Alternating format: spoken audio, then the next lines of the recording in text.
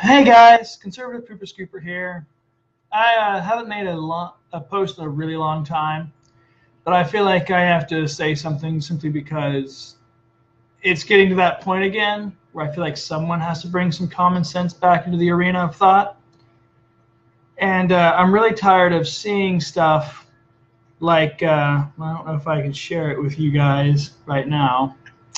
It's this cartoon, this real fat, ugly lady holding a Bible, talking about all lives matter, and I'll stay out of my country, and it's like a poor dying child. I'm really tired of seeing stuff like that because it's clear to me that whoever wrote that has no idea what they're talking about. And the only thing that they're trying to do is divide us, which is not going to help anybody. So that isn't my opinion by any means of the imagination. And I'm a Christian, and I'm white, and I'm male, so I know you probably are going to discredit some of the crap I'm about to tell you simply based off of those things, but I have to lay down some common sense. As a Christian, I didn't vote for a policy. When the Trump administration was talking about what they're going to do with the children that they're dividing at the border from their parents, they didn't call me on the phone and ask me what my opinion is. I didn't have any input into the means of how they were going to enforce the border and our immigration laws. That's what I wanted. I wanted them to enforce the immigration laws, but they didn't ask me how they were going to do it. They just made a decision. And that's how republics work. We have a republic. We don't have a democracy. If we had a democracy, then they would have called, or I would have gotten an email or a text or some other notification to input my opinion on how things need to be handled. Instead, what I did is I made a vote for a person who I believed was going to represent my opinions better than the other person. Both people were flawed. Neither one of them was going to do 100% of what I wanted to do because neither one of them are me. So when someone posts something like that, what they're saying is, I'm to blame. That I am the person who did that. It's like if we were to go to war tomorrow, blaming me for starting the war.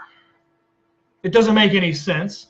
I didn't start the war, right? I mean, that is ridiculous.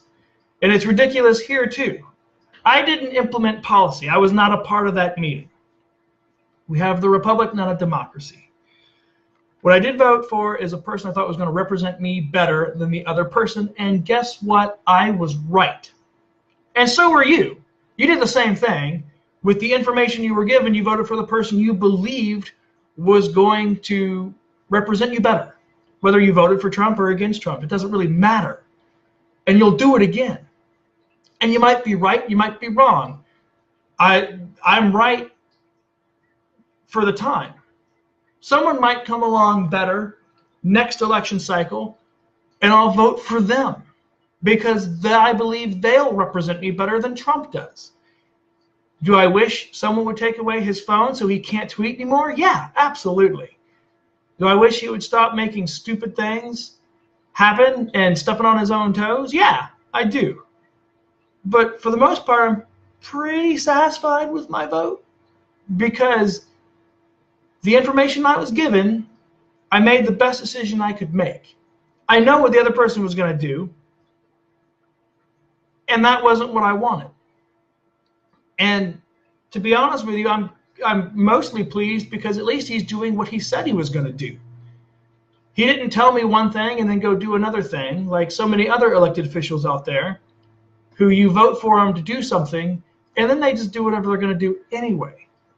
And they come back next election cycle and start telling you the things you want to hear, and then you vote for them, and they go to Washington, and that's it. Okay? I didn't make the policy. Am I against families being separated? It depends. Honestly, why are they being separated? And if you look at almost any of the articles on the immigration family, it tells you it's not every family coming across the border is being separated. What it's telling you is it's telling you that families with histories of criminal records, people who are going to federal prison, are being separated from their children. And the reason they're being separated from their children is because you can't have children in federal prison where the parents are going. That makes sense to me. I don't want to put children in federal prison. I also really don't want to put them in cages, but that's also not happening. If you read almost any of the articles, it'll tell you that there's a lot of fictitious pictures out there of children reaching out of cages. Not what's happening, people. Read closely. Don't just skim the headlines, right? And don't blame your fellow American for what's happening just because you disagree with it. That's fine you disagree with it. Chances are they do too. Trump isn't making the decisions that I want to make on this matter. That's all there is to it.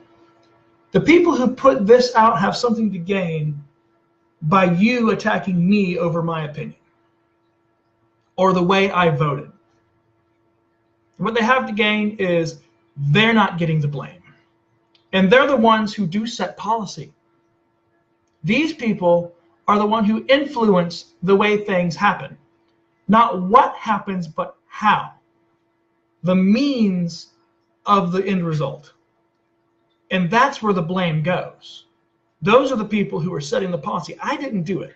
Like I said, they didn't call me and go, Mr. Compton, we need your opinion on how we're going to handle the immigration situation at the border. Right? If they had, I would have given them an opinion that was probably different from what they're doing.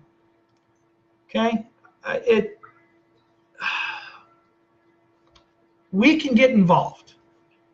And we can stand up and we can tell those people who are setting policy, we don't like what you did, you're out of there, we're going to find someone else who's going to do a better job, who is going to be more like me.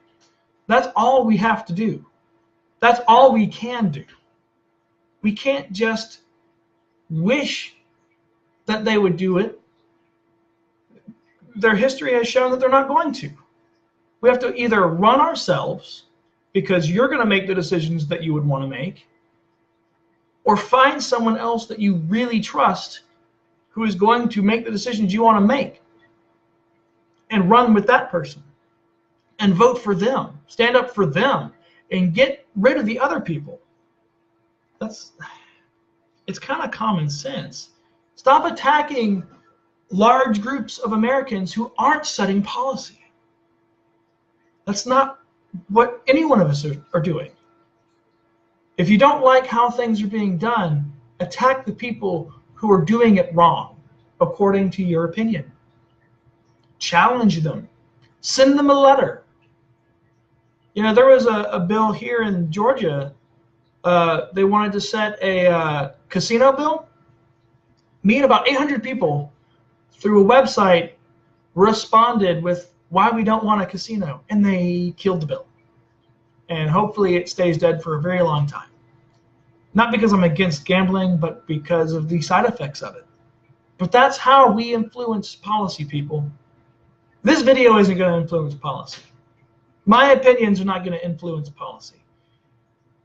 My life has not changed from Trump to Obama to Bush to Clinton to Bush to Carter. It's not changed, people. What's going to change is if you get involved. And that's all I'm trying to do. Trying to get plugged in here, guys. Get my opinions out there. But I want the general populace, my friends, the people who are following me, the people who care about my opinion because they care about me. I don't have to agree with you. You don't have to agree with me. And that's fine. We can sit down and talk about it all day long. But neither one of us are going to change anything by talking about it or blaming the other for what's happening. All right? I mean, let's get over that. Let's stop letting cartoons and headlines and memes influence the way we feel about each other. I have friends who are all kinds of different walks of life, all kinds of different opinions, all kinds of sexual preferences. It doesn't matter. They're not setting any policies. I'm not setting any policies, and that's why one reason how we could be friends. If I was setting a policy, maybe some of those people wouldn't like what I would do, but there's nothing I can do about that. And I'm not going to be ashamed about what I would do or what I wouldn't do. Let's just stop attacking each other and stop posting stuff that all it is inflammatory and divides us even more. We're going to get a whole lot more done by just uniting. Trump isn't going to do everything right. We don't have to stand by everything he does right. But what does happen is the people who think everything he does is wrong, which he's not going to do everything wrong either, attack the people like this personally. You're attacking friends personally. You're losing friends personally. And that shouldn't happen based off of political differences.